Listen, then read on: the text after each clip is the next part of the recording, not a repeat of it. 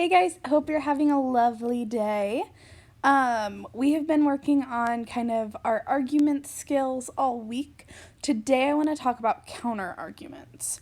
So, a counter argument is just an opposing claim. So, an opinion that's not the same as yours, a disagreeing opinion, something someone who disagrees with you would think about that topic that you're talking about. It's going to be really important to address counterclaims in your argument for two big reasons. One, it strengthens your argument if you can explain why counterarguments are not as good as your argument. And it also helps convince people who disagree with you. So if you can address the concerns that people who disagree with you have about your ideas, and you can say, like, hey, this is what you think, and here's why that doesn't work, or here's why that's not true, then that can really help get people on your side and to get people to agree with you. So what should you do if you're trying to look at counter arguments? You want to first make sure that you're really well informed about other opinions and information. You don't want to just kind of assume you know what everyone else thinks about your topic. You want to actually learn about it. You want to make sure you've actually read a little bit about what other people think about that topic. You want to make sure you really know what the other side says. And you want to seek to address a reasonable and a popular counter argument. So a lot of times people will be like, oh, I need a counter argument. Well, let me just choose this really dumb, awful argument and say that it's dumb and awful. You don't want to do that. That's not very helpful to you. It's not very convincing. It's kind of just a waste of time. So you haven't helped yourself at all if you're just kind of explaining why an argument nobody actually believes in is wrong, because nobody believes in it. It's just a waste of time. You don't want to choose like a super weak argument and then be like, wow, look how dumb this is, just because everybody's going to be like, well, yeah, that's a bad argument, but I have all these other arguments that aren't weak and that a lot of people agree with, so what do you think about those? And if you just kind of ignore that, you're not making a very strong claim. So you want to pick one that seems reasonable and it seems like people actually believe that counter argument. And then you want to make a rebuttal. So a rebuttal is how you respond to the counter argument. There are 3 different ways that you can make a rebuttal. You can first prove that the opposing claim is false. So if it's something that's like not true, you can explain why it's not true. You can next prove that the opposing claim is irrelevant. So sometimes people will have a claim that is opposing, but it's not really relevant to what you're talking about. It doesn't really have anything to do with the argument. It's just kind of like a red herring, like we talked about yesterday. It's just kind of like a side argument and doesn't really have anything to do with anything, but a lot of people will still bring it up. So you can explain, like, hey, that's not really relevant to what's going on here. And then the third thing you could do is you can prove that the opposing claim is based on faulty values, which means that, like, you can say, like, well, yes, somebody might think that's true, but it's based on a value that, like, I don't share and my audience doesn't share. So sometimes there are arguments where if you have different values, you might think that that's true, but most people will have values like yours, or most people in your audience might think a different way, and so you'll want to address like why that doesn't fit with your values in your counterargument. Okay, let's look at a couple of examples. So if I made the argument, or if I made the counter argument, that cell phones are way too distracting and students cannot learn with them in the room, maybe I'm making an argument that students should be allowed to have cell phones in class, and this is my counter argument. I've heard people say that cell phones are way too distracting and there's no way students can learn if they're in the room. They're just going to be so distracted by the phones and they're not going to be able to focus. So when I hear that, I think that it's not true. So obviously I am a teacher. I have lots of students. I've had lots of students have a cell phone in their pocket and they still learn lots of things, or have their cell phone in their desk and they still learn a lot. So my rebuttal is going to be that that's just not true. So this is simply untrue. As a teacher, I've seen many students successfully learn and work during class with their cell phones in their pocket or on their desks.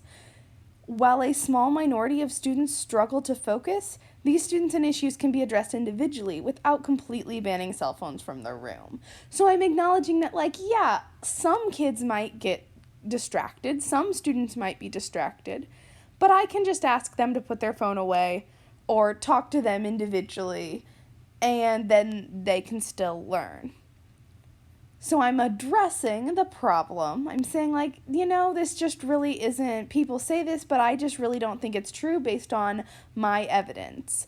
And because I'm an expert in that field, this evidence works. If you were making this argument, you would probably have to find some other information to kind of back you up. Maybe a personal example or your own awareness of things around you. Or what other teachers have said, or things like that. Okay, let's look at another example. So maybe I'm trying to argue that zoos are very harmful to animals and that they should be banned. And someone makes the counter argument that, zoos are fun for people to visit and they really enjoy seeing the animals. So when I hear something like that, I might think, okay, yes, zoos are fun. I like zoos. People do really like to see animals.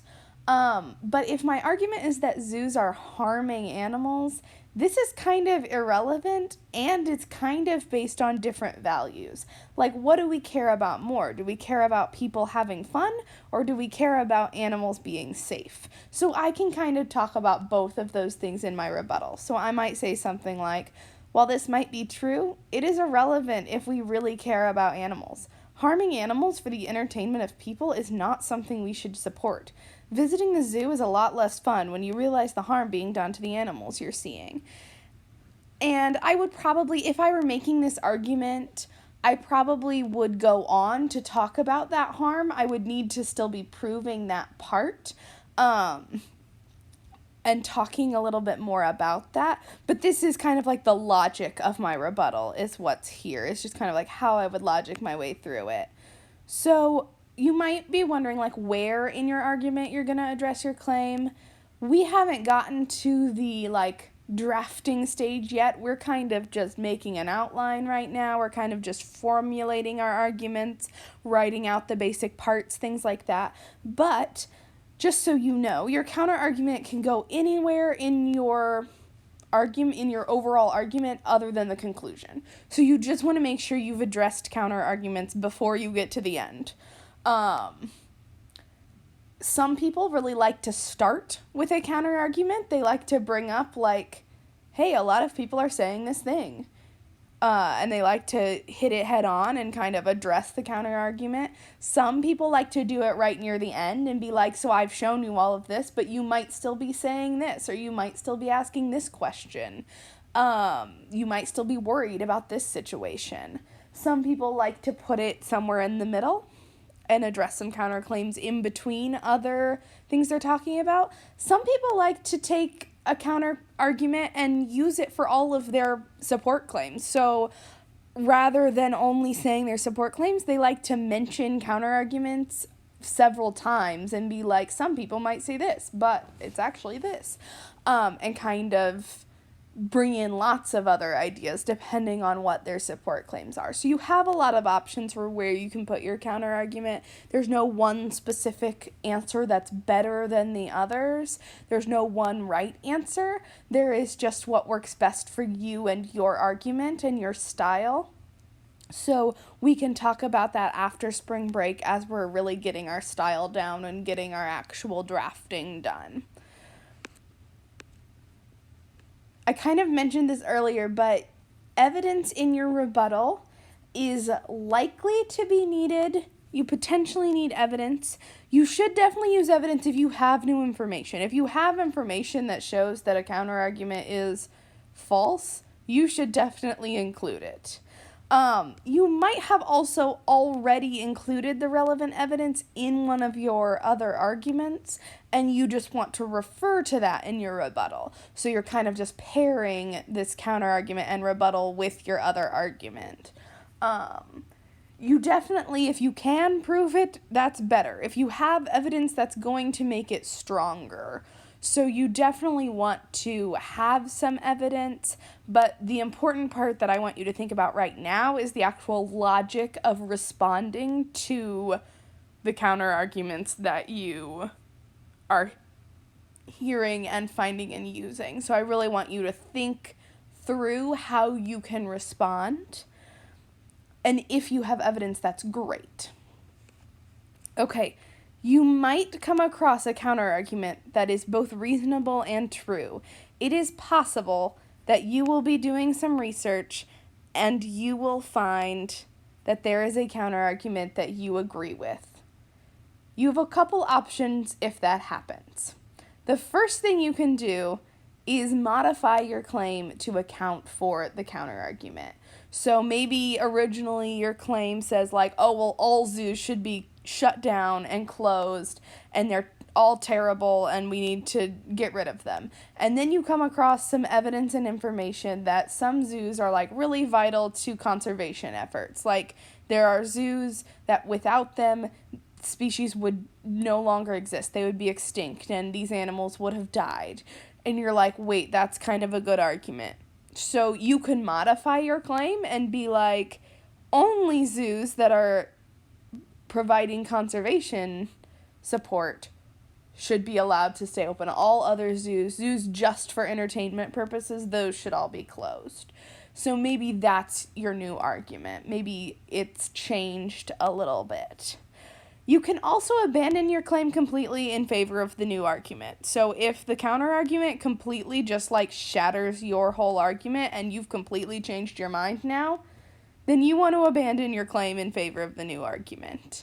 What you don't want to do is completely ignore that counterclaim and just be like, no, I totally still agree with what I'm saying and nobody's ever said anything that could possibly convince me I'm wrong. Like, you don't want to do that, because if you're trying to have a debate, if you're trying to have a discussion, if somebody brings up that argument, you're just going to have to stand there and be like, yeah, totally, and you're not going to have anything to say. So you definitely want to be honest in your argument. If you find a better argument than the one that you made, change yours. There's nothing stopping you from changing yours. You will be a better, more thoughtful, more intelligent person if you can take new information and change your opinion based on it.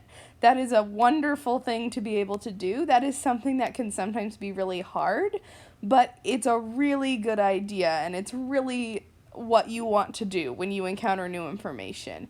Don't hold tight to an opinion that's obviously wrong if you found information that proves you wrong. Just change your opinion, modify your ideas, or change them to account for the new information. That's going to make your ideas a lot stronger. Okay, so today what I want you to do, there's a quiz on Canvas, and then think about what counter arguments you might want to address in your work. If I go to Google Docs, I stuck my counter argument down at the bottom here. So I've grabbed a counter argument, and I've kind of just jotted down a possible rebuttal there. And then I made a note to myself that I probably want to add some evidence into that. And I have an idea about where I think I could get that evidence. But I just haven't gotten to that part yet. So what I want from you is just kind of the logic of your rebuttal, where you think you're going to go with it, what counter argument you think you're going to address. If you have some evidence already, great, put it in there. But I'm really just looking for you to get that logic started. On Friday, you're just going to have a work day looking at this. I'll go over what I want you to turn in on Friday. This document is linked up on Canvas so you can kind of see my example of what I'm kind of looking for. If you have any questions, please let me know. I will be on Zoom and available through email, so send me a message if you need some help. If you're stuck anywhere, I want to help. All right, thanks guys. Have an awesome